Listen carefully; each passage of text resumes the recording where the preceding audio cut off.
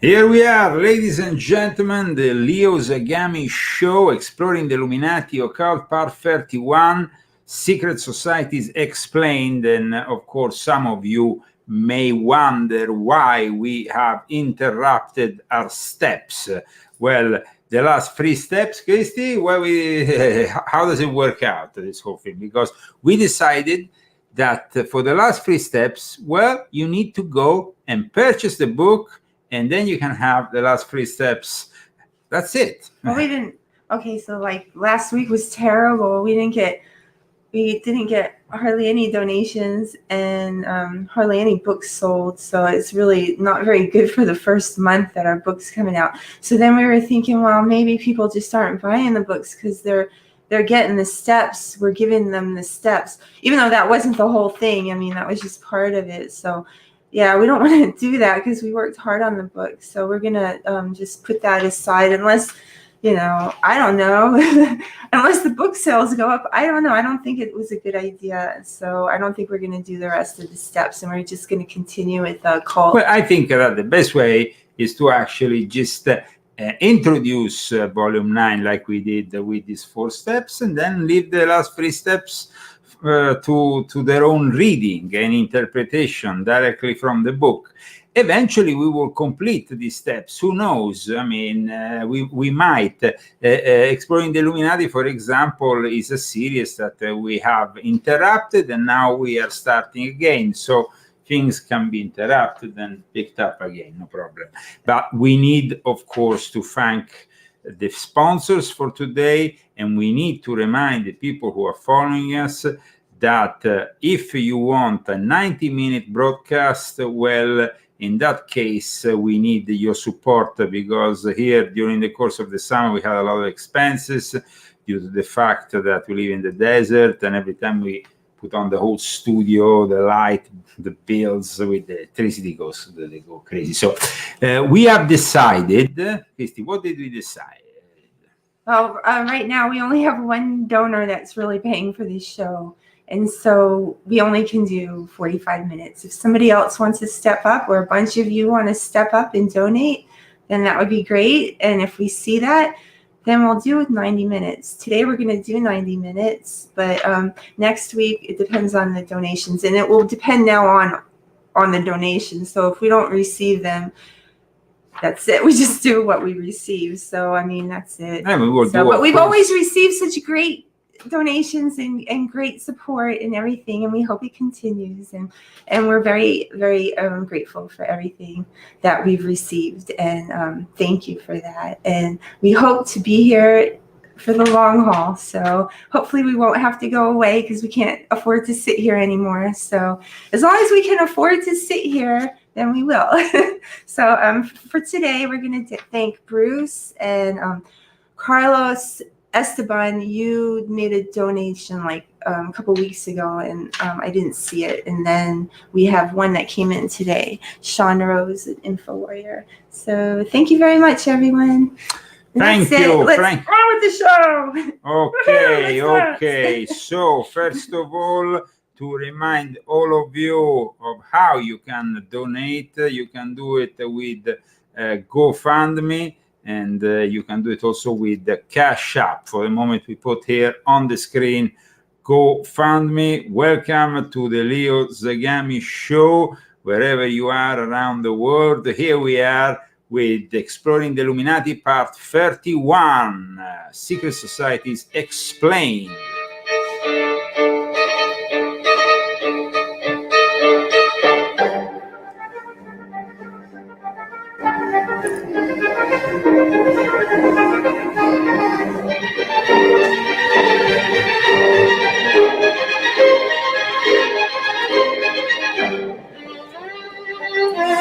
Okay, Exploring the Illuminati, the Leo Zagami show. Please share this video and put like, of course. We are broadcasting on our YouTube channels as well as Facebook, and in the following hours also on ban.video. We will be back.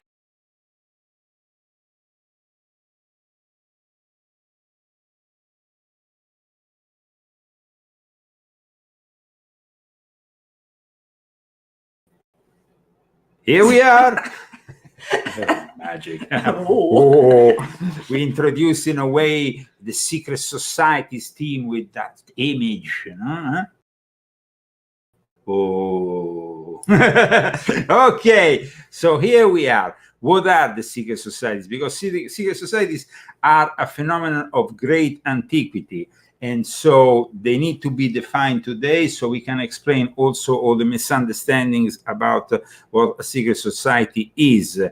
I have actually have done probably one of the best explanation on this subject in volume 1 of my Confessions, as well as talking, of course, about the subject in all my books, as well as my latest book, volume 9 of my Confessions. But secret societies can be classified in different ways. They can be religious secret societies, for example. The Jesuits at times are perceived as a secret society.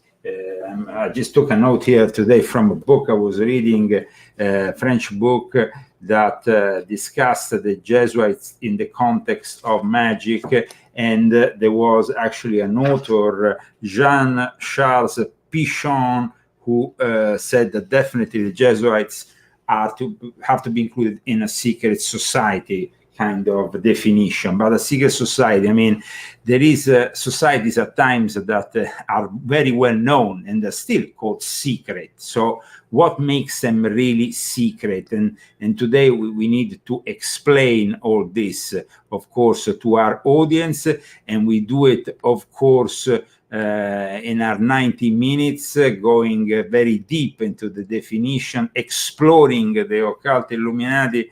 Now we are number 31. So for those who want to follow also the past episodes, what do they have to do, Christy? Because people maybe follow us on Band of Video or on Facebook. Where can they find all the episodes? Okay, if you go to leozagami.com, you can find the emergency channels and the channels that we're broadcasting from. So you can definitely always find the channels there. And if you just want to go on YouTube, you can find, it's hard on YouTube to find us. If you type in Leo Zagami Show, you might not. Usually you have to follow a link. I think the very best thing you can do is follow his Facebook and or go on leozagami.com, because you can always go on. There is don't count on YouTube. No, but there is a button directly from leozagami.com that indicates both the Leo Zagami Show channel and Leslie channel. So you can really that's the best way. leozagami.com. Just remember leozagami.com, and you always find the show. So secret societies, I mean, are defined today as an organization whose activities, events, inner functioning, or membership are concealed. That is the definition given by Wikipedia. Because a secret society, like I said, at times can be well known, but its activities can be totally concealed, like in the case of Freemasonry. So a society with secrets is still a secret society. At the same time, we have, of course, the understanding, the classification. We have religious secret societies like the Jesuits that we will be analyzing, the political and social secret societies, because up until the Order of the Illuminatis in 1776, they were never really secret societies dedicated to politics. They were mostly dedicated to teaching the very ancient, maybe, traditions of the mystery schools of old, and Freemasonry itself forbid the discussion of politics and religion. So it was from the Illuminati onwards that things changed.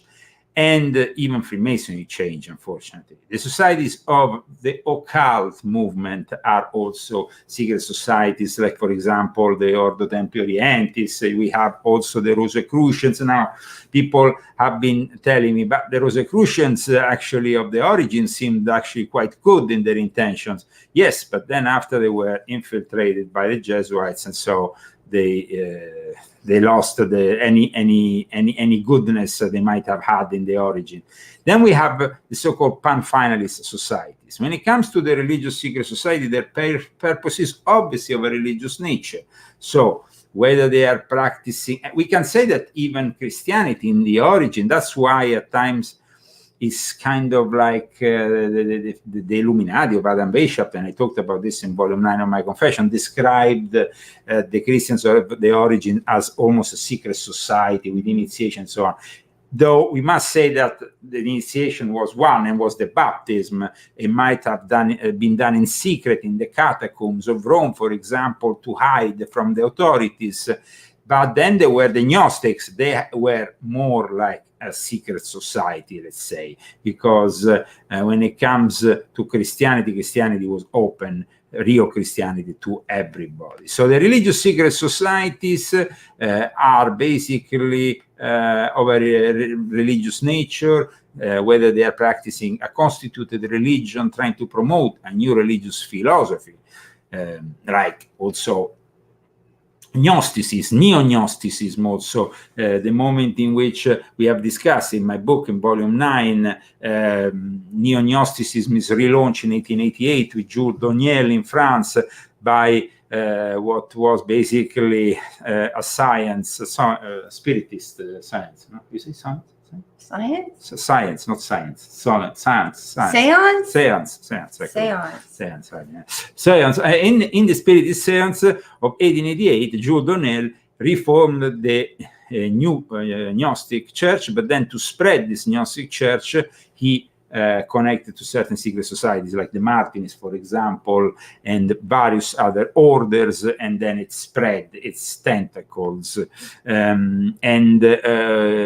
So religious movements can definitely be also analyzed by having a lot of involvement with the subject of secret society. We can say really that some of the first secret societies in history were probably created at times right at the tip of the spear, let's say, of the religion in question by its clergy and so on, or by a group of high priests that maybe got together and things like this.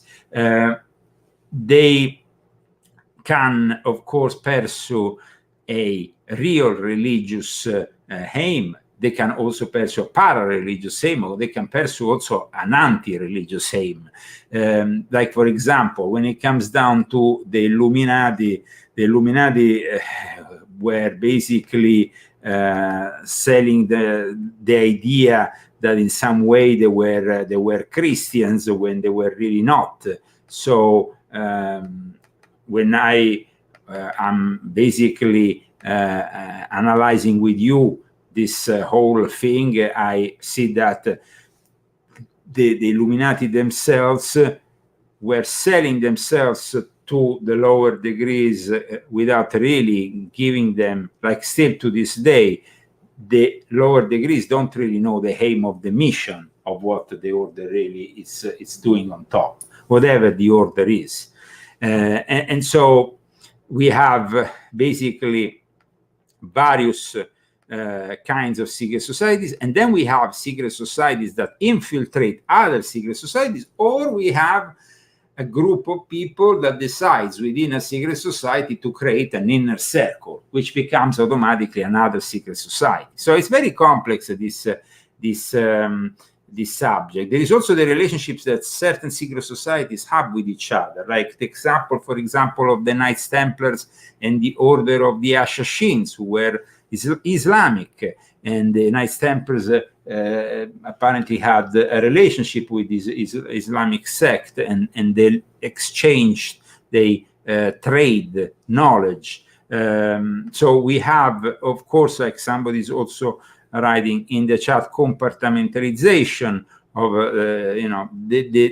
the fact that nowadays, when we, for example, go on the internet, we find like the best or the most known or whatever secret societies in the world. I wanted to analyze, for example, with you the typical, we have, for example, 5 secret societies that have remained shrouded in mystery. Well, let's go and see what people really like this whole idea of, like, I can't even tell you how many people like asked me personally how to join. Yeah. Secrets, like a mystery school or something, like. wanting to be initiated. Yeah, now, like wanting to be initiated. I think that in antiquity, in the tribes, getting initiated was a rite of passage. We discussed this in the past also in exploring the Illuminati. I will remind you to the subject of initiation, for example, that we discussed here on this series. And it's like a rite of passage of adulthood. And then you got involved, for example, in a secret society, which was usually men only. At least we're talking here about antiquity, because it was the man that went out hunting. It was the man that was the warrior fighting, and for that reason needed a secret society. Women need secret society because we have babies. I mean, that's really... Okay, let's go and check here. Of course, the 5 secret societies that have been pointed out by the History Channel, just so we have an example. Now, let's check. Okay, 5 secret societies that have remained shrouded in mystery. Okay, so let's see what they are. Now, this is History Channel, very popular. So, okay, so the Knights Templar, first of all. Now I must say that this thing about placing the Knights Templar as a secret society is not really correct. Okay. Aren't you one of those? Well, yeah, no, but initially the Knights Templar were not really secret. They were actually protecting the Christian pilgrims to the Holy Land. I think that obviously some of their practices, some of what they were doing might have been secret, and of course then it led to a lot of misunderstandings. There were different factions also within the Knights Templars. In any case, I think that is wrong too, because also the Jesuits can be called a secret society, but I would say that only the Jesuits of the fourth vow, the ones at the high that have taken this vow of absolute obedience and that are used by the Pope as their intelligence, those are really a secret society. But when it comes to the normal Jesuits, not so much. The Knights Templars, well, when they were actually, at the time, they were not secret. They had their castles, they had the churches, they had an order, they had a constitution, they had so I don't know, it's a little bit, but let's move forward in this definition of the 5 secret societies here that we are picking up from history. 5 secret societies that have remained shrouded in mystery. Okay. Of course, the Knights Templars, after when they were disbanded and went underground, then from that moment onwards, we can say that they really became a secret society. To what happened to the Knights Templars, what happened later, after also they were tortured. Some of them made fake confessions. Some of them said some things. I have a question. Yes. Is that why we have Friday the 13th? Because they got... Yes, absolutely. So that is actually, that's completely correct. Then you have the Freemasons. Like I said, the Freemasons were not really a society with secrets. Definitely the Freemasons of the origins are no longer the Freemasons of today, because they, in the origins, they were actually, their aim, their mission seemed quite Christian and good, and then it kind of got corrupted. But in any case, they are definitely the most known. Here you have one of the presidents, of the US presidents, as a Freemason here. So, but then let's move further. The Illuminati. The Illuminati are the secret society par excellence, especially when it comes down to politics, to conspiracy, because they were actually the ones that in some way, the Illuminati were the first ones to really use the secret society concept to create something that was political in nature. Their aim, their mission was political. It never happened before. They might have had missions of a religious nature, of other kinds of nature, but not of such a political nature like the Illuminati. So definitely the Illuminati can be included in this chart, and they were, of course, also unfortunately involved with a lot of things like the spreading of communism, that is a real virus in a modern society, unfortunately. Then we have the Skull and Bones. that is now we know that one of the aims of Adam Weishaupt and the Illuminati was in some way to intervene within the educational system. And what best way than charter a university in America, Yale University, with a secret society that was formed in Yale, Skull and Bones, and definitely it became very influential. And now they are not the only, of course, secret society within the university environment, and they're definitely a very exclusive one. I have a question. Yes. About this Skull and Bones. Yes. Is that from the pirate? I mean, why is it Skull and Bones? Well, the pirates themselves took inspiration from the Knights Templars. It's a symbol of the Knights Templar, the Skull and Bones. It's one of the symbols. Oh, okay. So basically, the pirates took it from the Knights Templars. They used it, and then you have also the Skull and Bones that use it. But I would like to show this brief passage from a film called The Brotherhood of the Bell. Why it's important? The Brotherhood of the Bell is a film made for TV that came out in 1970, but it shows really the way certain secret societies have been conspiring behind the scene, and they are something that is well beyond the imagination when it comes down to their influence. So the Brotherhood of the Bell is nowadays easily to obtain. You can just go on YouTube and you can watch it. I will, of course, not show you the whole movie, but I will show you an interesting part of it at the beginning that gives us an idea. Welcome to the Leo Zagami Show with Leo, Christy. Where is Rambo? He's asleep. He's asleep. Ah, okay, that's okay.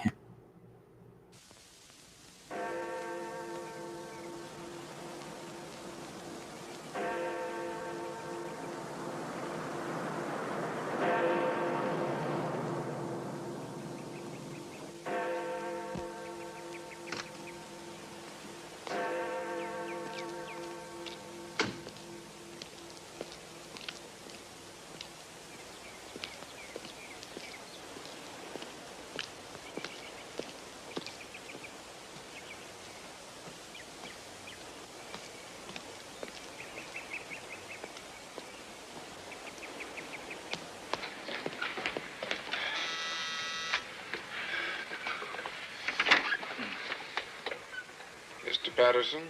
Yes.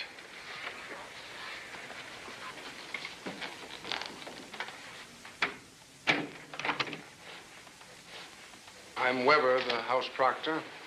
Yeah. In 22 years, I'd forgotten how cold it gets up here in the mornings. There's a fire in the library, Mr. Patterson. You remember the way? Oh, yes, I do. If you'll excuse me.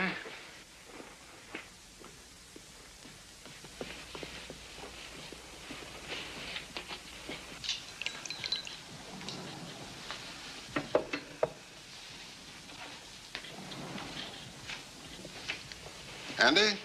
Hello, Chad. Ah, your hands are cold. What about some tea? No, thanks.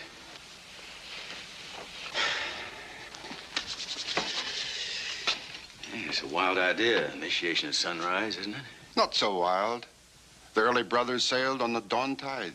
Well, they were tough birds in those days. You're tougher than you give yourself credit for.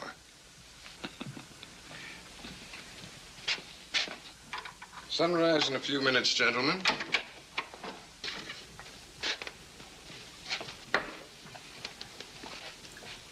And before we continue showing you maybe some more image, see? That way. I was going the wrong way. Okay, let's focus a second on the Illuminati, because of course, a secret society like the one that is showed here is very much based on this kind of secret society that wants to influence. It is said that the Illuminati have influenced a lot, but after they were discovered with the name Order of the Illuminati, they actually had to close down and change their name. So there were all kinds of secret societies later on that popped up, were basically inspired by the Illuminati, but they were called in other ways. The Illuminati were skilled in misleading recruits, like I said before, not to detect their ultimate goals that will be communicated only to the higher level initiates. So this is a classic. We can say that this happens also in the Masonic rites, not necessarily in the Masonic order as such in the first 3 degrees, but definitely in the Masonic rites it can still happen. And we have, you see, for the sake of survival, the Illuminati recognized dissimulation had to be used extensively over the membership. You have a question, Christine? No, I was just going to maybe turn the air conditioner on. But, you know. Conditioning. It's really humid. It is very humid. Yes, definitely. We actually had more rain here. It's like another hurricane a little bit. We know that there is 73,000 people stuck in the mud at the Burning Man. On the basically what is supposed to be the last couple of days. Maybe they can our evil handyman, he goes to Burning Man. But also there is the dome orgy where everybody does in an orgy. There must be a very muddy business this time. In any case, the Burning Man comes from an old tradition, a very old tradition from the Celtic of not only burning this beaming, this. Is it like that movie by the Wicker Man? The Wicker Is that the Man, same yes. thing? Yeah, the Burning Man basically was inspired by that kind, because the Wicker Man was a community of pagans who then ends up also doing human sacrifice, though in secret. The guy goes there in that island to investigate the disappearance of this girl. Then there was also a new version with, I think, Nicolas Cage later on in 2006. No? But the secret societies at times are kept to are made for keeping these secrets, these ancient traditions. Now, they say that the Celts didn't really sacrifice that many people, but they say that it was the Romans and the Greeks who gave a bad name to the Celts. But it is actually said by Diodoro Siculus, who is an historian, serious historian of ancient Greece, that they practice human sacrifice.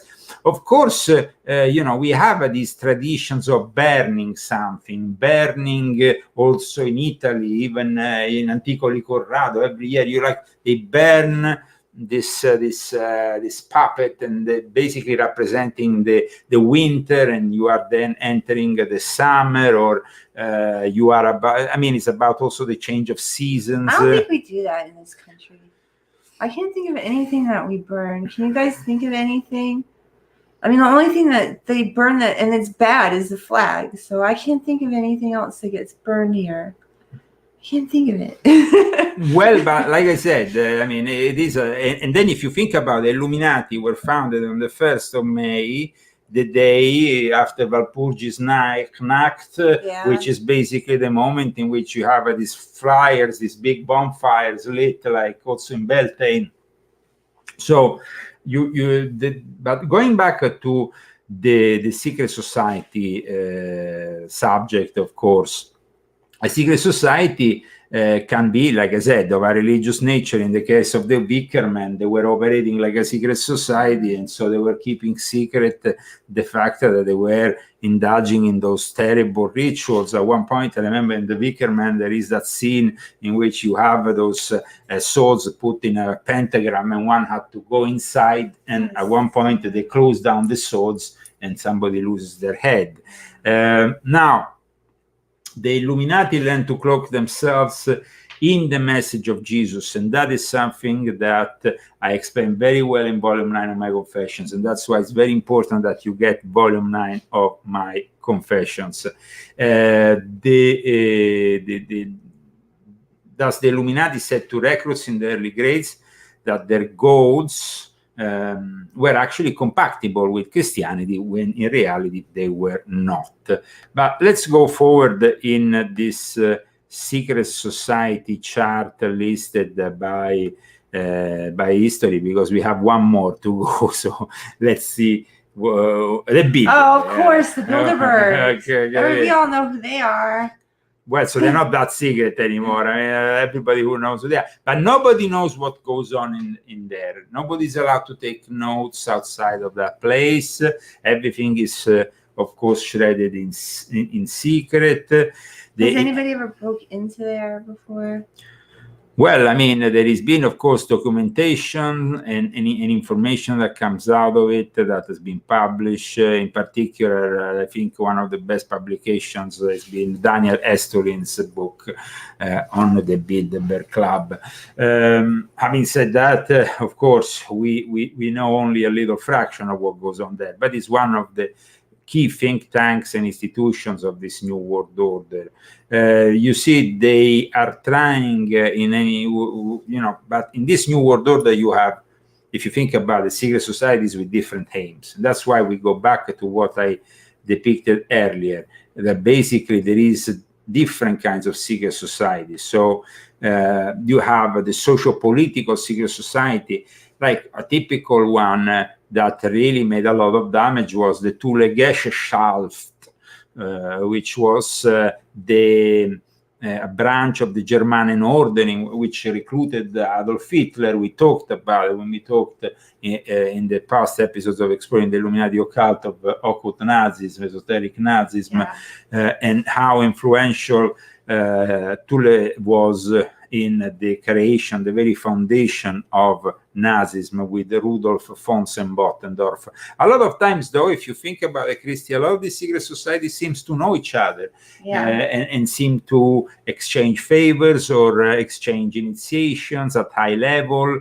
And even if they work, it's like an octopus working with different tentacles and maybe at times working in different ways, because you have the one that it's active in the social political way, the one that is active in the religious way. You have the one that is protecting a specific branch of martial arts, like I showed in volume 2 of my confessions when I talk about the Chinese Freemasonry and how some of these branches of Chinese Freemasonry are actually protecting or teaching to martial arts. Others are, of course, involved in more criminal behavior, and of course the whole thing it's connected to the triads and so on. So secret societies are not just a Western phenomenon. We find them in Nigeria. In Nigeria, they go crazy about secret societies. Nigerians are crazy about secret societies.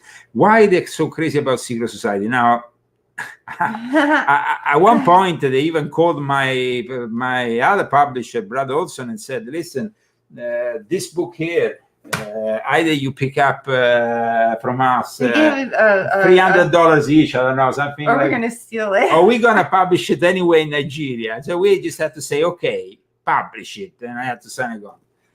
We got $300. Well, I think all of us got it all together. You think so? It was so bad? I hope it was 300 each. But I don't know. And then after that, it was the first time, but after that, and onward, Leo Zagami became the symbol of the Illuminati in Nigeria. And so everywhere you look on there's fake Illuminati Nigerians that use his image. I don't even know if they use mine and Rambo's. Yeah, I don't even want to know if there's a fake Me Too. They are the ones that actually are allowed on Instagram, where we are the ones that I've been banned from Instagram. I'm on there still. Yeah, but I'm not there because they banned. I have like 4 followers. So. That's okay. In any case, this is where is the phenomenon of the Nigerian. I was about to say the Nigerian Jesuits, but yeah, the Nigerian confraternities. Confraternities in Nigeria are secretive student groups within Nigerian higher education that have been involved in violence and organized crime since the 1980s. The exact death toll of confraternity activity is unclear. One estimate in 2002 was that 250 people have been killed in campus cult. Now, these campus cult-related confraternities then give birth later on to what we know as the Nigerian Mafia and all the various branches of their secret societies. Here it explains how the first six friends formed the pirate confraternity, pirate with a Y, though, the National Association of Sea Dogs, popularly known as the Pirate Confraternity, is a confraternity organization in Nigeria that is nominally university-based. Is Johnny Depp an honorary member? No, I don't think so. It's not very Nigerian. It doesn't look Nigerian. In the late 60s, campuses were rolled in the Nigerian Civil War. From that moment onwards, this phenomenon expanded, and to tell you the truth, expanded from the university outwards. And the current situation, of course, in the university, they are, of course, present, but they are present also with what we call the Nigerian mafia, which is divided then in various secret societies. And these secret societies, of course, deal with cocaine, many drugs, prostitution, and the worst thing possible and imaginable. Of course, we can say that even the mafia is a secret society. Of course, it is a secret society because there is an initiation, because you have to take an oath. Usually you have to take an oath with this image of the saint that you have to burn in your hands. Is it secret, though? It's absolutely secret, yes. But it wouldn't be the same like with college fraternities. That's not secret. That's not like, those are societies like... Now, they are secret societies. I mean, let's talk a little bit about, I mean, there is secret societies within within universities here in America, like, for example, the Gridiron Secret Society. Gridiron, sorry, which is basically a college secret society of the University of Georgia, which has been called the highest honor a male student may receive at the University of Georgia campus, and apparently was founded by a member of the Skull and Bones, this whole organization. The observers noted that University of Georgia's first president, Abban Baldwin, was a Yale University graduate and probably likely a member of Skull and Bones. So then you see this, there is also university, there is Princeton, for example, that prohibits since the beginning of the 20th century secret societies on campus. Then you have all these, you know, how they call the beta, alpha, whatever, and of course alpha, omega secret societies that are not that secret because they are on campus, but in any case it is an occult order initially, you know, but they are not that occult in the sense that then you have, of course, real occult societies that are, they're more a fraternal on campus kind of thing, but there is initiation and they are linked and founded by Freemasonry. All those secret societies. The ones on campus. On the campuses? Yes, all of them. All of them? Yes, and in fact, there is, I talked about one of them, if you remember, in volume 8 of my confessions regarding Beyoncé, that used one of their symbols of the one founded by the Prince Hall Freemasons, the Afro-American Freemasons.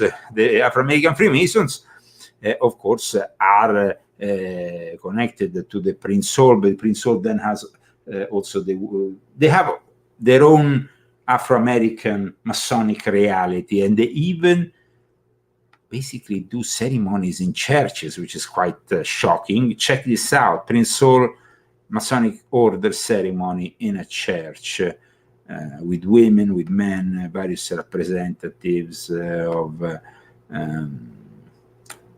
Let's go and check, because it might be interesting for some people, this testimony. They're all wearing masks. It's from 1 year ago, but everybody's wearing a mask.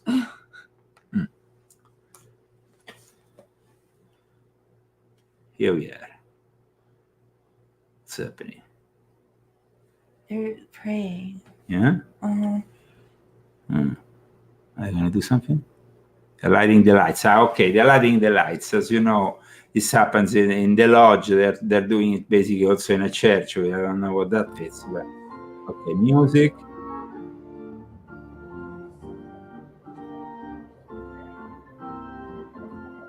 So this is Eastern Star Sisters and Freemasons, basically.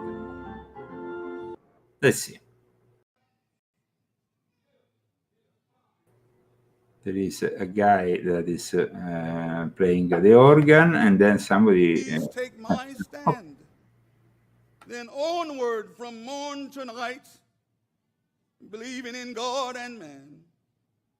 This I believe.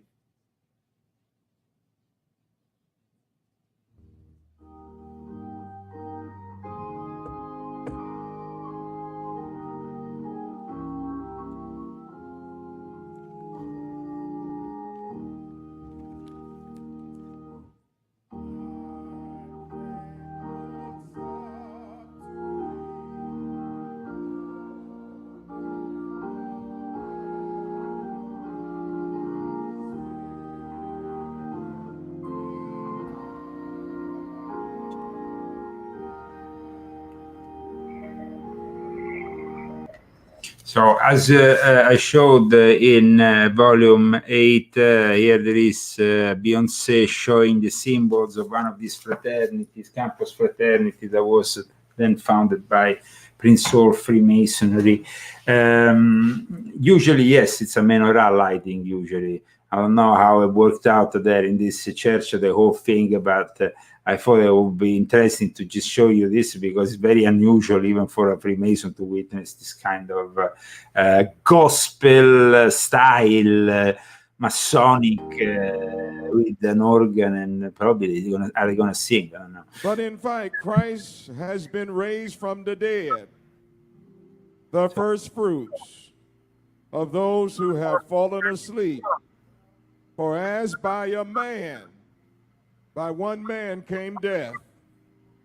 So in this, they are basically being Christian, no? It seems like it.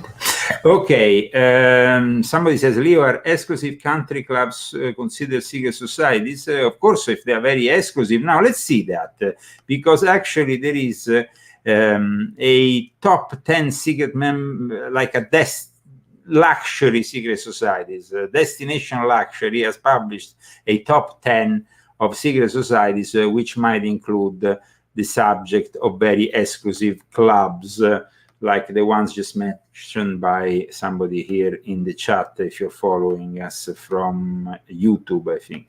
Okay, so here we go. Let's go in another chart. Let's see what this chart proposes us. Okay.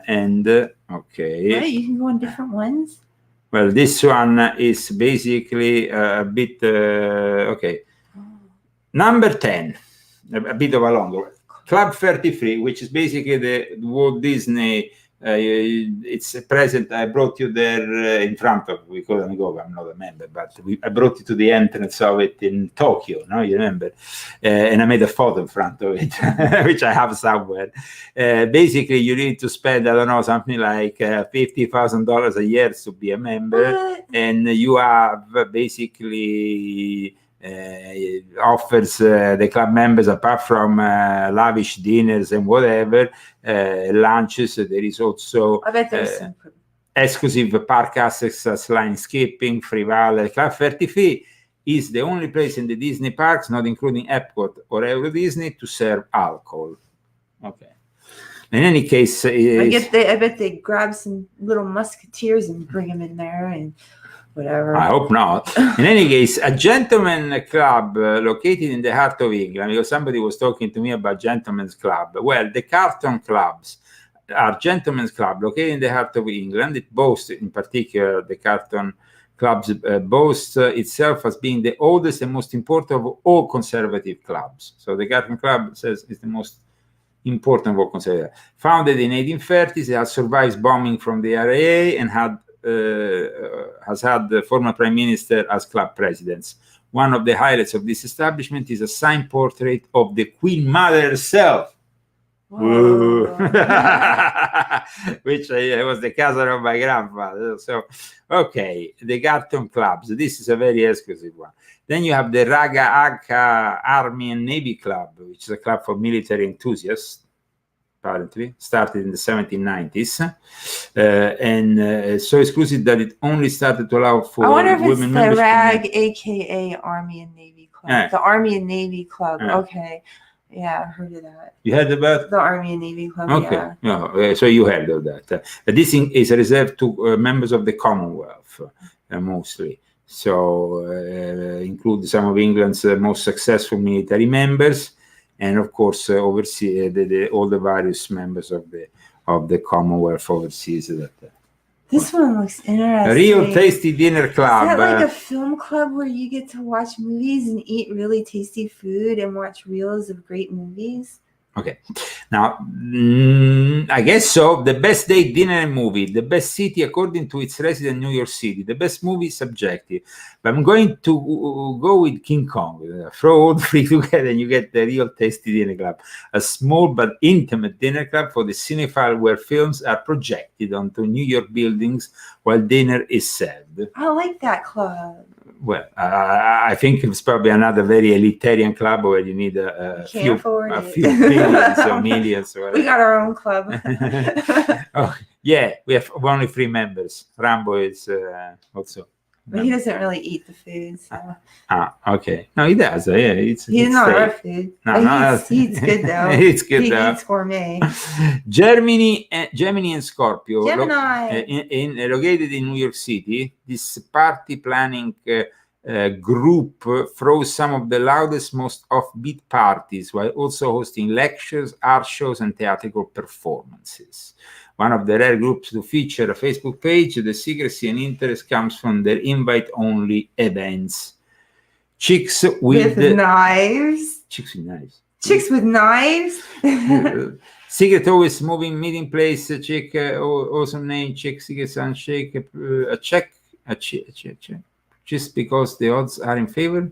This Los Angeles foodie club meets about once every 5 weeks, and seems to come directly from Quentin Tarantino film universe. Well, a chick with knife. The shocking bear website lets you purchase plenty of perishable pickles, but makes sure the secrecy gives up. I don't know. I think these are lame. All these are lame. Secret, it's boring. Greed. No, there is the Greed Iron Secret Society mentioned here.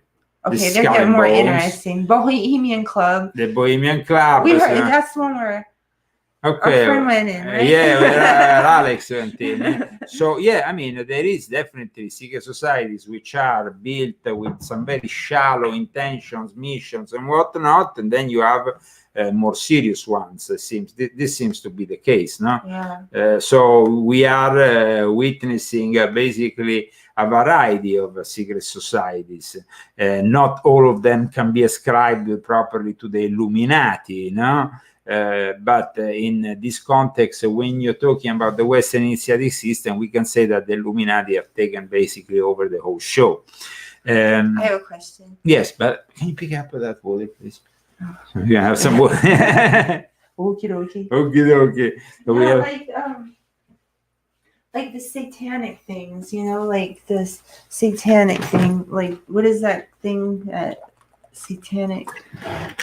There's various satanic organizations. OTO. Yeah, okay. When it comes to Satanism, modern Satanism, we have 1966 the Church of Satan, which is basically public, but in reality disguises then what goes on in their grottos. Then you have the even more secret Temple of Set, which definitely was built by somebody like Michael Aquino, who was a lieutenant colonel in charge of military intelligence operations regarding also psychological operations. So somebody who was very acquainted with mind control and manipulation. Let's not forget the fact that there is a lot of manipulation. Like in the case of the Illuminati, there are many passages passing in the Bible which can be made use of and explained in a way that is probably good for them. Yeah. No? And it's so there is an indoctrination, a fascination, and there is a lot of mind control involved in secret societies which have specific aims. And we can say that in general, when there is an initiation ritual, there is always some form of mind control. Brain control? Mind control. Brain control. Okay. or brain control. Who was that today? I think Dinner with the schmucks, something like that. Okay, So basically, the Illuminati were very clever themselves at creating a new religion where Jesus was their main founder, but in reality it was a different version of Jesus what we know, and that is what I try to make clear in my latest book, Volume 9 of my Confessions. That was a really good chapter. And it's a very good chapter. It's the best chapter. It's step 5. It's the longest one too. And it's step 5 of my confession, which you can get this time if you go on the book, guys, because the last 3 chapters we decided to leave them for those who are gonna go and read the book. Yeah, Read the book. Read the book.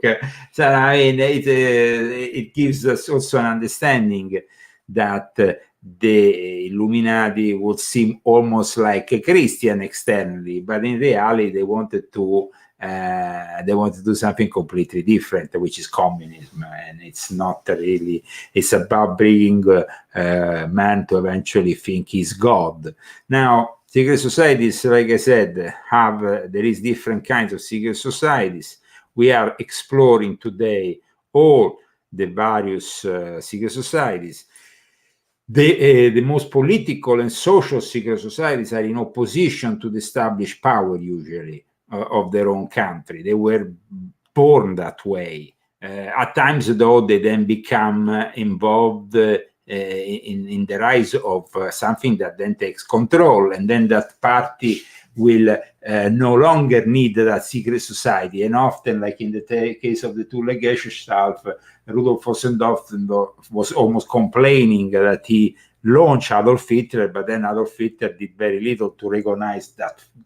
So at times, politics takes advantage maybe of something that is happening within the secret societies. And then in Italy, for example, the unification of Italy is ascribed to the Carbonari, which are a secret society that was put together by the Freemason with the aim of unifying Italy and fighting the Vatican that controlled the center of Italy. So because the Vatican at that time wasn't restricted to a small enclave within Rome, but it was the whole of central Italy, and they wanted to unify North and Central Italy, they had this thing in the center. They constituted a secret society which was very anti-Christian in nature, though, because they identified Christianity with not with Christ, but rather with and that's very wrong, with the Vatican.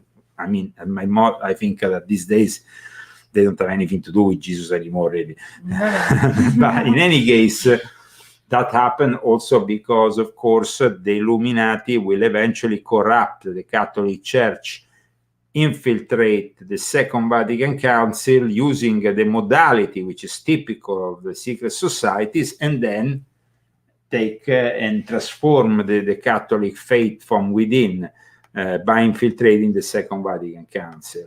Now, the societies at times rely on missions of reconciliation, information, simply the execution of unskilled labor, the design and creation of collaborative association, the cooperation that can be spontaneous between various secret societies, but also the schism that can happen. And this is, you see, when you, like me, have had a direct experience of founding a secret society, and in 1999 I founded the Ordo Illuminatorum Universalis within the Monte Carlo Lodge. Then in 2008, I walked out. In 2006, I denounced what was happening in the Monte Carlo Lodge. I came out with my blog, Illuminati Confessions. In 2008, I went back to Nice to discuss with the members of the Monte Carlo Lodge the situation.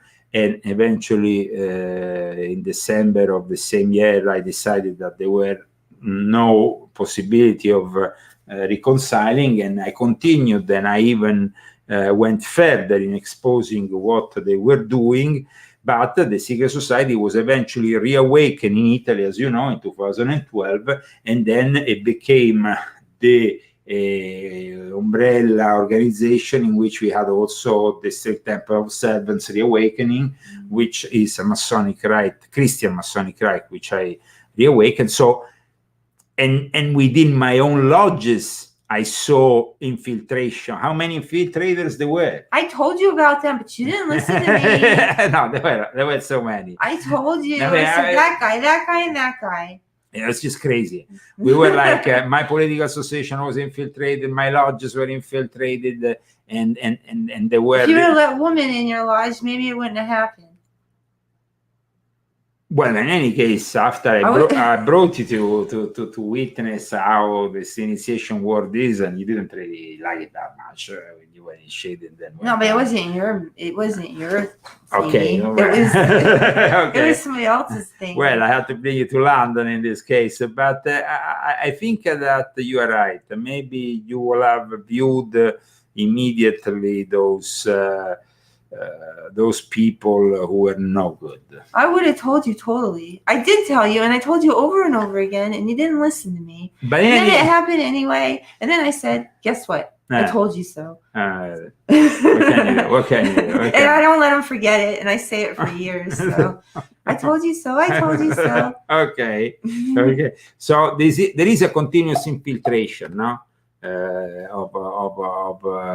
Yeah. Definitely. So it's unfortunate, but that was the societies have a hierarchical structure. A hierarchical structure, of course, creates at times friction because not everybody wants to respect the orders which are given, the discipline within the order. Because you're tough. I must say that when you made men cry. So in my lodges, I was pretty tough. Yes. Also, you were too tough, and they couldn't take it. Yeah, oh. I guess so. Also, especially in this modern sissy world that we are witnessing today, these people that But in any case, I think that the real secret societies are probably equally as tough. And I remember Giampiero Giudicelli, for example, very tough. Yeah. Very tough in his lodges and so on. So the thing is that in the end, I think that in this world that we're living today, they are maybe too tough for the sissy little soya boys that are growing up. And for them, they have built up Davos, they have built up Bilderberg, they have built up more kind of these think tanks. Now, in Volume 8, I explained how the think tanks concept was born with Cecil Rhodes and so on. But the think tanks are basically a way that makes it more easy for these people that are all kind of, and they don't want to... and so they deal with discipline in a different way. They deal with their feelings first. Yeah, and they can't be hurt in any way, and they think maybe an initiation is too tough and what not. So even the Illuminati of today are really... Are they a bunch of sissies? I guess so. I don't know. I mean, there is a lot of Masonic lodges, for example, that have adapted their rituals, especially in England after the P2 scandal. They went and wrote on the initiation, basically, and this is what is read. When you read this terrible initiation ritual, there was this amen to it that was inserted after the P2 scandal, which said, "Oh, well, it's only symbolic. Don't worry, it's so symbolic." Whatever, So, but I think that it's becoming a little, and then they've been reforming everything within Freemasonry so that people at times just attend like a 2 days class with all these rituals portrayed on stage, and you are watching them, and it's a... I wonder what God thinks of all this. The initiation that I think is the ultimate initiation, though, is baptism. And Jesus went to John the Baptist, and he was initiated. Now, there's a lot of speculation about that baptism, and so that's why I wanted to clear up also the ambiguous figure of John the Baptist that at time is considered, being, the Freemasons, of course, John the Baptist and John the Evangelist. So these two Johns are at the basis of their system. But the Mandeans, for example, also say that John the Baptist was the last prophet, and the Mandeans are the only surviving Gnostic religion. But in any case, the Jesus himself might have received this from John the Baptist, but of course he himself then is giving to the world the possibility of freeing herself completely from the original sin. Now, moving further, some people can say that the Essence were secret societies, and to some extent they have a lot of, and that's why I think that Freemasons like so much the Essence, or New Ages like so much the Essence. That is very attracted by the Essenes. The Essenes, though, were not Gnostics, so there is also a lot of misconceptions, which I clarify in volume 9 of my conception regarding the Essenes. Welcome to the Leo Zagami Show, exploring the Illuminati Occult, part 31. And like we said at the beginning of the show, from next week, if we will have the same level of sponsorship, we will simply reduce the duration of this show.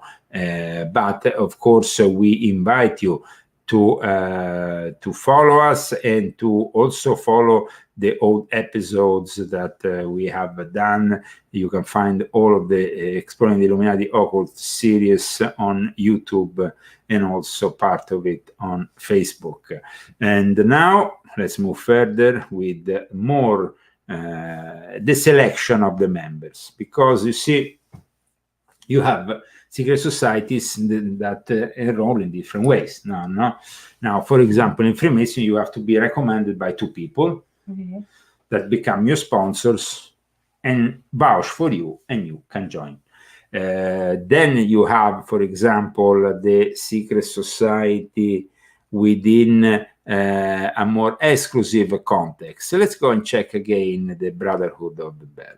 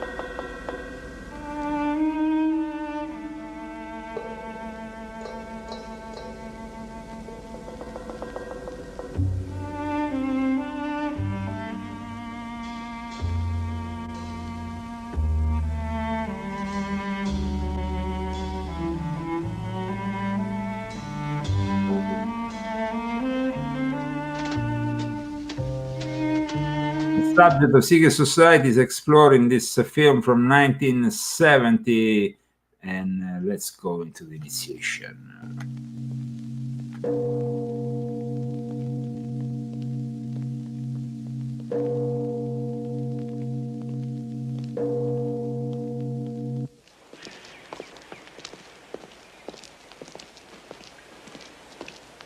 Andy, are you spending the day in San Francisco? Oh, no, I have to make the afternoon flight home. It's a pity, really. Thought we might have lunch together. Oh, by the way, Is that Tony Savoy? drop in at the...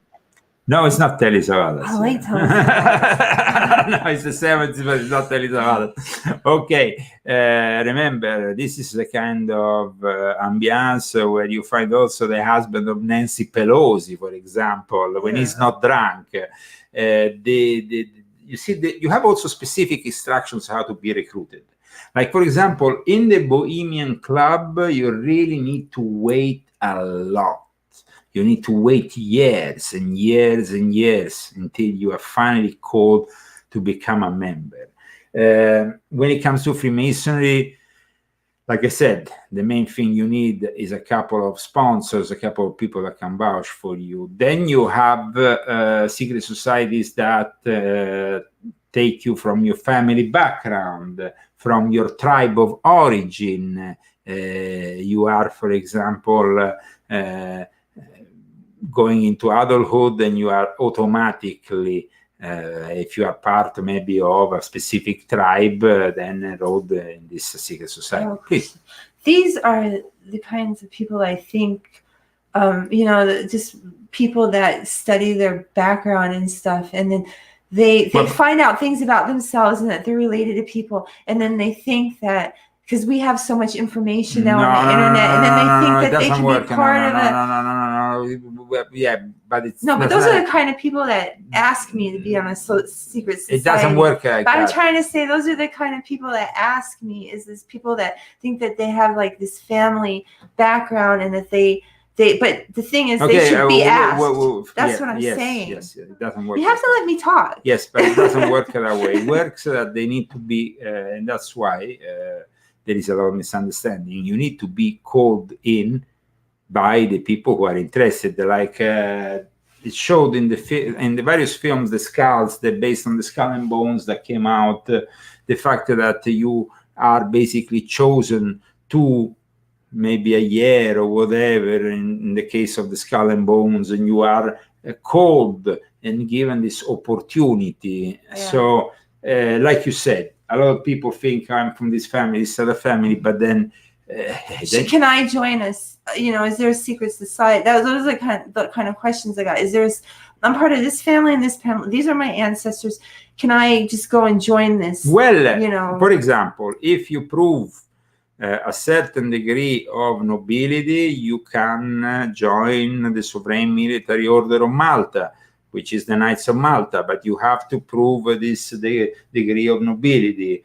So you have to go there to their, there is, but usually if you are from those specific families, you are automatically put in the condition to be then called into these secret societies. Like, is that what happened to you? Yeah. Like, for example, in the case of Prince Aliada di Montereale, who was a family friend, my father said, there is this guy who wants to talk with you. And I went, and that's how it worked. But you can be enrolled in various ways, or when it came down to my work within the military, and I was called within the Gladio operators for the last phase of Operation Gladio to go and steal some microfilms in the middle of the night in the house of some Serbian Yugoslavian guy. What a crook you were. Well, I was just doing what I was told, so I could facilitate my career within the military. I was in the Air Force at that time, so I thought I was doing the right thing. So, in any case, there is various ways. You can be then. You have the training of members. You have the solidarity that is often showed by other members, or the alleged solidarity. People. When, for example, they join Freemasonry, in theory, they are joining a family which will welcome you all over the world. Then we know that things are very different on the ground, because there's different Masonic bodies. At times, Freemasons are not really so friendly from certain obediences. Watch, for example, the Swedish Rite. They're very elitarian-minded. They're very difficult that they will receive you. But it happened in the case of Joseph Wages and Arturo de Hoyos in 2018. They went and slept for a whole week in a palace in Sweden, and by day they were studying, by night they were going in these lodges, and they had this experience. But it was a very particular experience, because, for example, in the lodges of the Swedish Rite, they never really do rituals in the English language.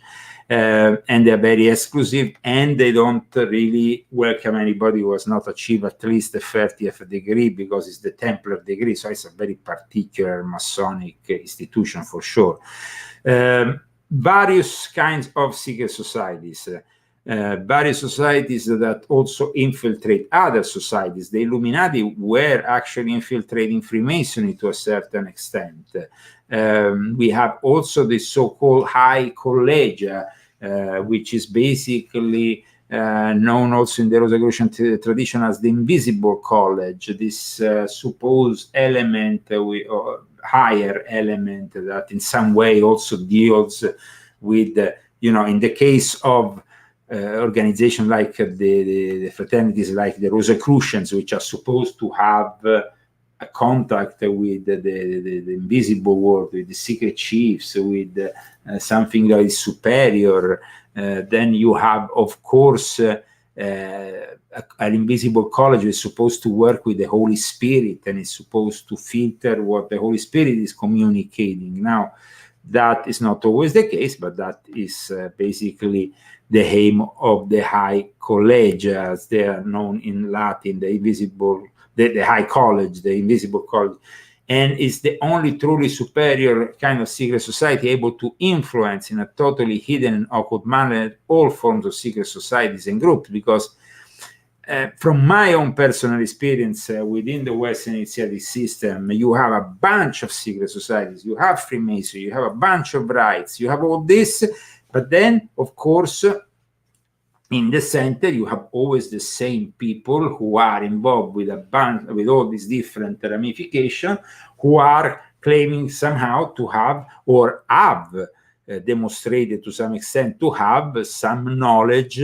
and contact with the invisible world, with the entities. Now, the language of the demons, of the angels, is something that, of course, was communicated to members of various societies since Cornelius Agrippa came and offered his occult philosophy.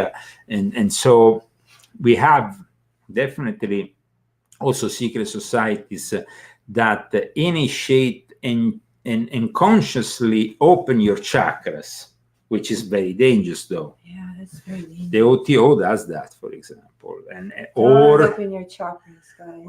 and so they open your chakras one by one, which is basically is letting in other stuff, and basically in the end you get possessed, and they control you. I remember when I was initiated in the Fraternitas Rosicruciana Antigua, and I was transmitted the breath of Ta. It was an initiation which was very demanding, and then I had to exercise all that stuff later on. It was really so.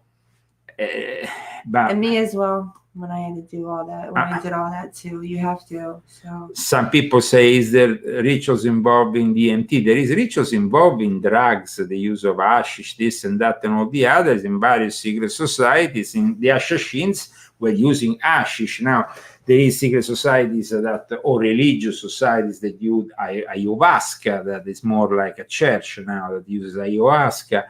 But the thing is, there is those who also use other kinds of drugs, and in some way, but remember, the drugs are not really used very much in this context, if not at the higher levels where they have already mastered the non-use of drugs. It's also like when you get into the OTO, for example, you are reminded that you can no longer participate to any act of hypnotism or so on, because then they will put into jeopardy. Somebody could hypnotize you and then started to ask you the secrets of the order or whatnot. But then you have also the drugs. The drugs, Crowley made extensive use of drugs, but within a certain environment, while instead, if you go today into an OTO, they will say, no, absolutely no drugs, and if you catch anybody doing it, we will kick him out. And then probably you have a guy in the higher level who is completely out of his head, but is a high degree. So this can happen. And it happens because of the secret society. It can't be perceived if they are official, if they are registered, like, for example, they can't be perceived as making that kind of thing. Yeah. Because it would be illegal to a certain extent. I used to have my own order. My own order was terminated with a ritual. We call it going asleep, let's say, and was done officially in 2019 when I left Italy and there was no longer the possibility of carrying on the mission of the order. I was asked over and over again to maintain some lodges open, this and that, but as I'm not any longer involved with Italy, I don't see the point. There is no point. There is no point. So somebody said, silly question, you said don't open your chakras. Does Reiki open I think Reiki is a different kind of system. I don't really know the Reiki system, but the thing is that I knew some really evil Reiki people though, so Reiki has been manipulated to a certain extent by the Jesuits. I talk about that in some of my past work. I talked about that. So many believe that these kind of things are so healing, or like Reiki, but some of them maybe, I mean, if some of I don't know anything about it, so I can't really say. In any case, when it comes down to the chakras, the thing is that I have personal experience on the chakra thing. So? Because I didn't have it. I mean, I made a friend, and she had sent me these crystals, and then she had drawn out, like, I didn't even know what a chakra was, and she like drew this diagram and showed me like what crystals to put on each chakra to open up each chakra. And I'm telling you, as soon as that started, my life, just as soon as I opened up my chakras, it was like, that was it. I mean, I just pretty much saw everything. You know, it was like bad, you know, it was just very bad when I opened my chakras. So I don't think it's very good at all for people to do that. Because what if something like that happens to you and you open them up and then all of a sudden all this bad stuff comes in? So you can't really predict that kind of stuff. You don't know what's lurking around, you know. Well, I mean, first of all, when it comes to secret societies that don't have any kind of esoteric elements and are just about a mission that might be political in nature, like let's say start the First World War. That actually happened by killing somebody, and so that is a society of killers. A secret society like the mafia doesn't really have any occult elements. It has definitely a ritual which has some similarities, and it's definitely, you can see, Masonically inspired to a certain extent, because Freemasonry was at the center of the foundation of the mafia in Sicily, and those who say the contrary are lying. Please. Oh, I forgot now. Okay. It must not been very important. You are watching the Leo Zagami show. We have not only GoFundMe as a way of, but we have also Cash App. Cash App, not many people use Cash App, but actually Cash App is very easy to use, guys. It's very easy to use. The fees are very low. I'm gonna put here the initiation. Somebody talked to me about the 'Ndrangheta. The 'Ndrangheta definitely has their own form of initiation, but at the same time, the heads of the 'Ndrangheta all belong to Freemasonry. So it's like the same happens with the Cosa Nostra. The heads are all linked to Freemasonry, because then Freemasonry is the way in which they can vehicle their money and their other work with a more respectable facade, let's say. I remember my question. Yeah. You know, the Patriots of 1776, did they have a secret society that they were a part of, that when they planned that whole thing? Absolutely, it was Freemasonry that was at the basis of all this. And so it was Freemasonry? Yes, absolutely. Freemasonry actually is said to not be involved in politics and religion, but in this situation of social unrest and in general, Freemasonry has always had a secret connection with the world of politics. In this case, though, it wasn't that secret. It was simply that of course, a lot of American Freemasonry were connected also with French Freemasonry. France was, of course, the enemy of Great Britain, and so they tried to find also an alliance and financing. Benjamin Franklin went all the way to France, hoping to be received by the king in search of gold and finances for the revolution, while the Continental Army was kind of not going that well at the time, and George Washington was still, but then things changed, of course. And so things changed, and of course secret societies had a lot to do with 1776. And That was good though. but then what manifested at that time was good. So yeah, it's really good. That's what we built our country on, and it's in God we trust. And I think back then it must have been good. And I really think that Donald Trump is like George Washington. Yeah. I said it. Oh, yeah? You think a reincarnation of George Washington. Now, going back to the subject secret societies, because we are about to conclude this episode, there is also secret societies that come out of nowhere on the internet. And there is one in particular that a lot of people talk about in the last few years, is Cicada 3301.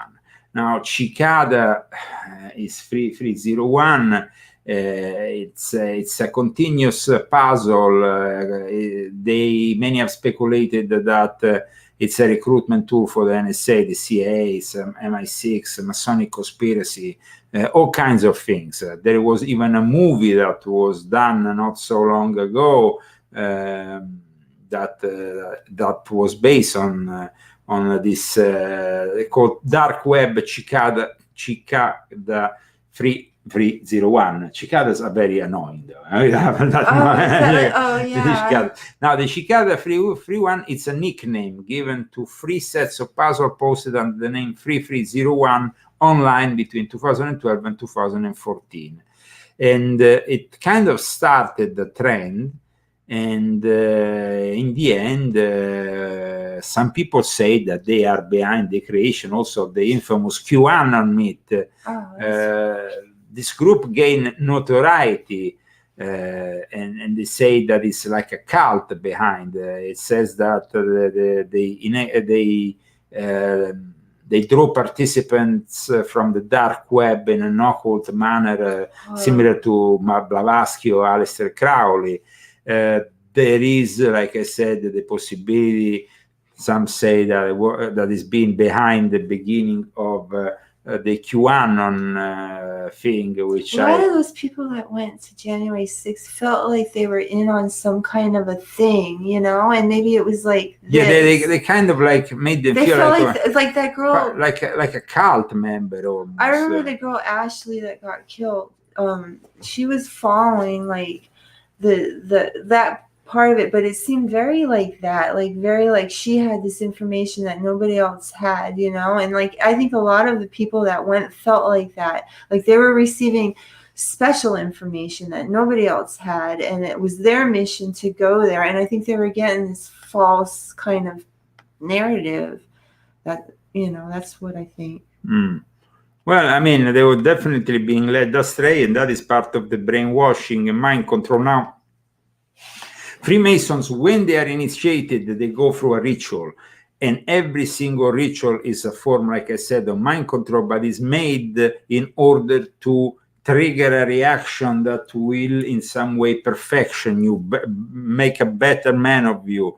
This happens since the ancient times with all forms of initiation. Now, the fact is that the Freemasons, not necessarily all of them, know that by doing certain moves within the rituals of the first 3 degrees, they are actually opening some chakras. But they're not opening the chakras in a willing consensus way like with the OTO, which is actually devised to methodically open your chakras and do certain things. It's still bad though. Well, but Freemasonry is not always bad. Like we said, initially, the intentions of Freemasonry were very different from the intentions they had these days. The intentions at the time of George Washington, it was a very different kind of Freemasonry. But like in New Age, they say that you should open your heart. But the New Age is a different thing that is born a long time after George Washington was dead. New Age philosophy is the product of Theosophy. Theosophy has contributed to, I mean, it was, of course, born out of Spiritism in some way. Yeah. And then after it went on to contribute to the foundation also of the United Nations. We talked about that in the past. You can find more about it in volume 9. New Age is something that is being constructed and aided after also with the help of Jesuits like Pierre Teilhard de Chardin and others. And in the end, the New Age is basically philosophy is built so that people can weaken their beliefs in search of this and that to put in their basket, the supermarket of religious beliefs. It's so sad because they really think that they're doing good for themselves, and a lot of people are very like mindful, and they try to be very positive, and like that part is good, you know. And then so you're focusing so much on light and love and being positive and stuff, but you're not. I personally didn't feel any light or love or anything. I felt crap. Like it's like all false. It was all fake. What, the New Age movement? The whole feeling of like it. When you were involved in that Christian stuff? Yeah, it was like I was supposed to be like so like you know, great, but then I felt like shit. So I guess that's the way it is. I mean, if you don't have God, there is no God, and if there's no God, you feel like shit. So you always have to have God. Absolutely. And you literally, that's how you feel. So been there, done that. No, thank you. I see some people in there, you know, I want to help people, and so I want to tell them, like, I wish somebody would just went and said, stop it. Don't do that. But everybody, you know, was encouraging me, so I just kept on. In any case, until God said, stop it. Okay, I'm dead. Okay, we are back to the east. The Hongman. We talked about the secret societies in China, guys.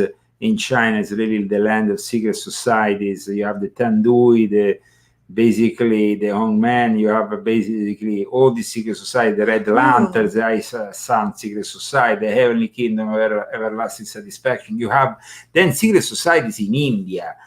The infamous Paramants Mandali, which is a secret social religious group established in 1849 in Bombay, when it was still, of course, something that was in its infancy, but then it kind of became a much more influential secret society later on, when it was officially founded in 1849. And they believed in one God in a society, of course, that the Hindu society is, as you know, a polytheist society. But they had, of course, their own aims. And then you have many others. I mean, in Japan, you have the Black Dragon Society, the Double Leaf Society, the Getarisha, the Green Dragon, the Sakuragai.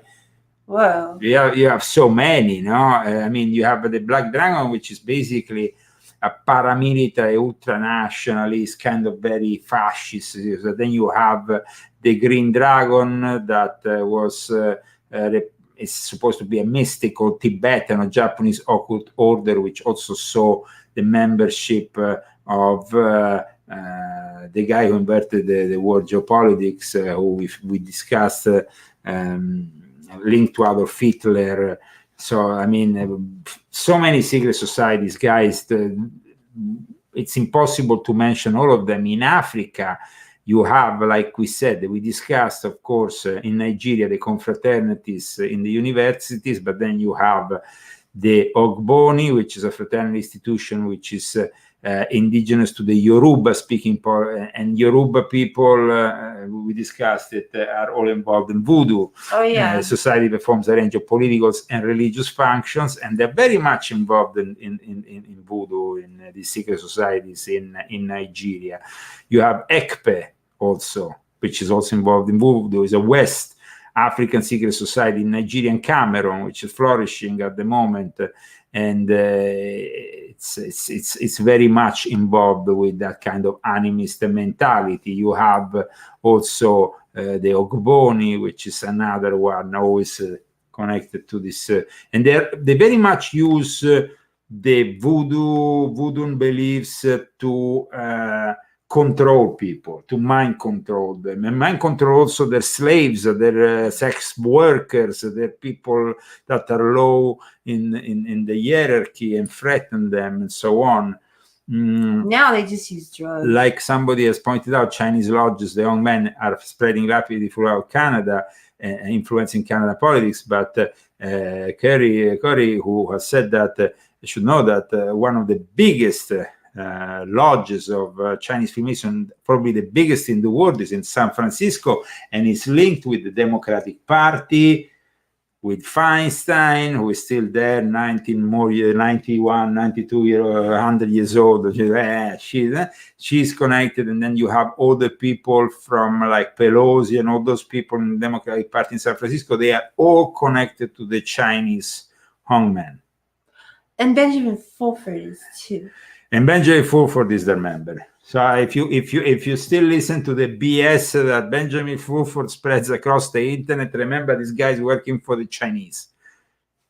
Just so you know. Thank you so much for tuning in today. You can, of course, continually watch us on Band of Video, on YouTube.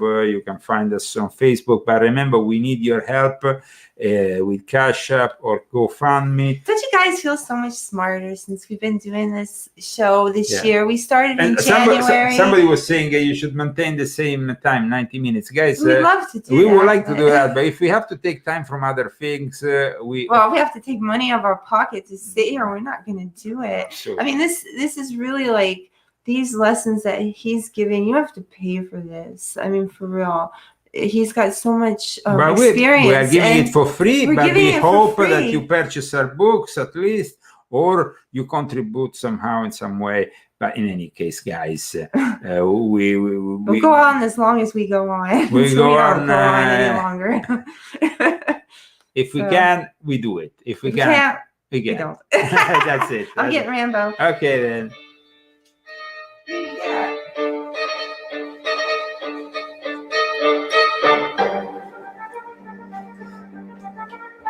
Rambo! Here he is, Rambo! He's sleeping. I want to put his trunk shirt on yet. This is too humid. Yes. How are you doing, Rambo? All good? All good? Okay. We see you next week. Hopefully, we will be back with another 90 minutes. If not, we will still be back. And in any case, tune in at 5 o'clock PST, 6 o'clock Mountain Time, 7 o'clock Central Time, 8 o'clock East, with the Leo Zagami Show every Saturday. Leo and Christy and Rambo. Bye, everyone. Bye, everyone. See you next time.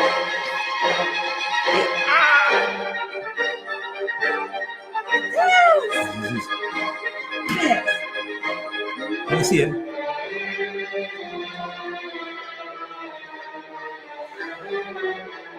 Au revoir. Adios.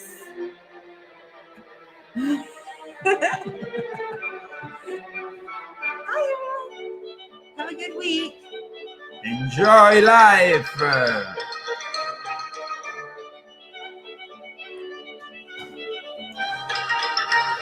And that's it. And a little bit more waiting for you next week.